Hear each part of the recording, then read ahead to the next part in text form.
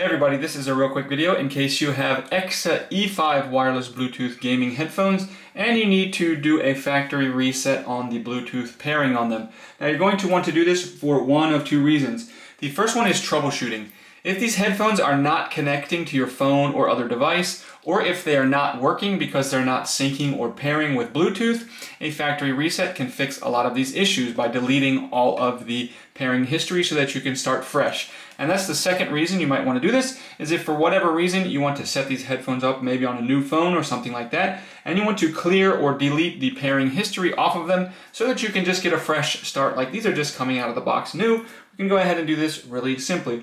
All we need to do is with our headphones on, we're just going to come in and press and hold the volume down button and the volume up button for 5 seconds. So if we hold this volume down and volume up for 5 seconds, it will clear the pairing history. At this point, we can go ahead and set them up. We'll need to delete them off whatever device we've had because they will not pair to the old pairing, and then just pair them like they're a brand new set of headphones coming out of the box.